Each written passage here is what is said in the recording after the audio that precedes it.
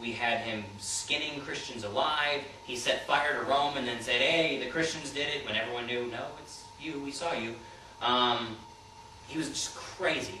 And then after him came someone else, even more crazy, and marched to Jerusalem and destroyed the temple in 70 AD. So the great hope of the Jewish, unsaved Jewish nation, the temple, was obliterated. And even the Christians who came from that Jewish nation were devastated. So this is the mindset into which we have to jump into if we're going to understand this great book. Not only that, around in 90 AD, there were some people claiming to be Christians. Sound familiar? Claiming to be Christians, sneaking in, but they've been influenced by Greek philosophy, Greek thought, Greek literature, and they called themselves, although not particularly at this time, they became the Gnostics.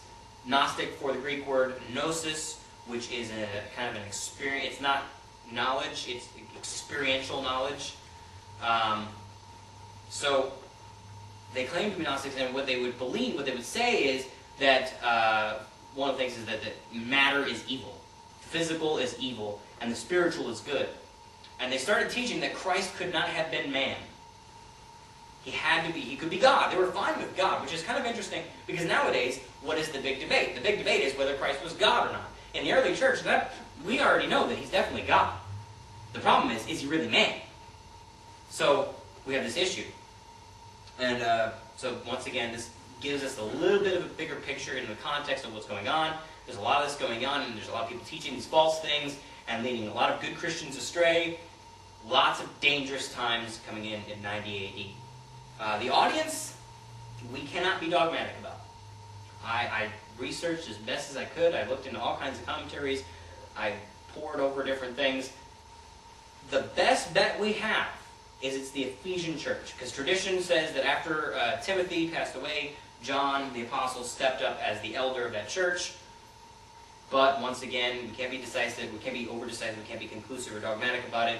We can assume or just say that it was the Ephesian church, but we don't know for absolute certainty. And as I kind of hinted at before, the purpose of this letter is the heresies that were going on in the early first century. There's a lot of them, and a lot of people leading astray, and a lot of good people being led astray, and a lot of people caught in the crossfire who were wondering, okay, what's going on here? Christ died, rose again from the dead, ascended into heaven.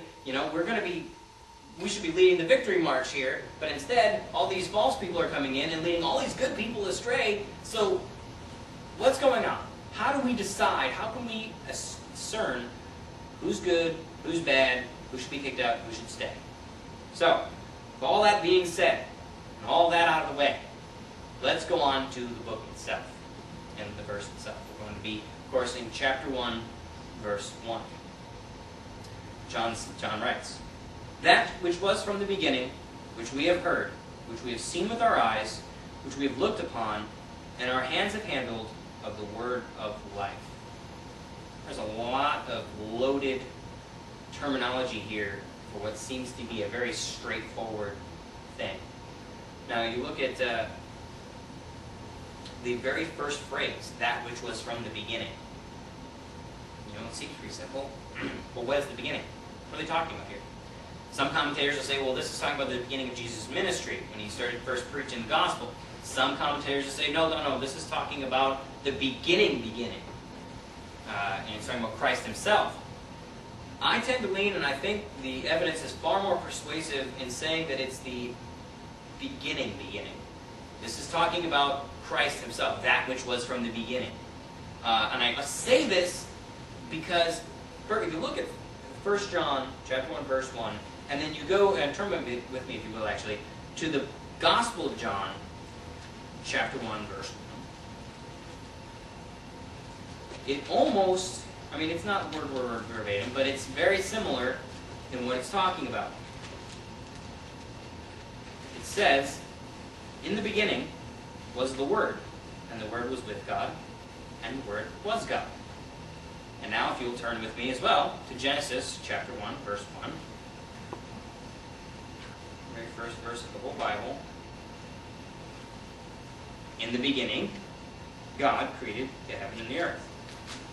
So, you see some similarities. John did this on purpose. In his gospel, anyway, he did this on purpose. In the beginning, the Word. In the beginning, God. And then we look to the 1 John epistle, in that which was from the beginning.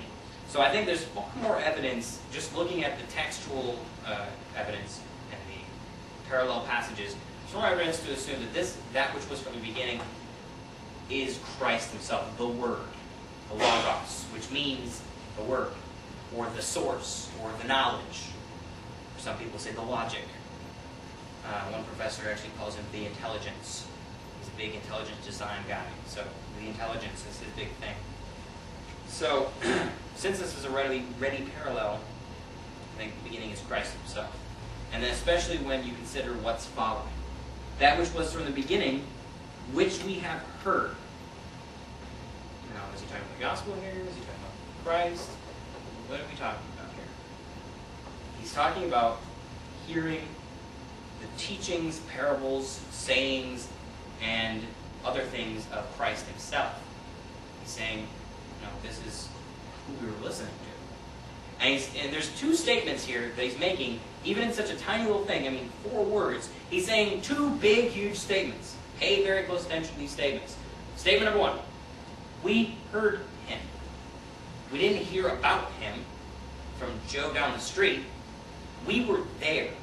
We heard his teachings directly. You can trust us over against these Gnostics who came in from out of nowhere and started teaching false things. We were there. We heard it. So, listen to what I'm saying, is what John is saying to us as well as to them. Listen to what he's saying. He's authoritative. He saw and heard Jesus Christ himself. Secondly, he's saying this as well. We heard him. Sounds like the same thing. But, remember, the Gnostics said that Christ was not man. He's building a case that Christ was man. He was something physical. You could hear him. You could see him. You could put your hands on him. Physical reality, not just spiritual. Because the Gnostics would say that Jesus was a man, but Christ was not. Christ was a spirit that descended upon Jesus at the moment of his baptism and then left right before his crucifixion. Because God can't die, right? Is what they would say. And so Christ couldn't be Jesus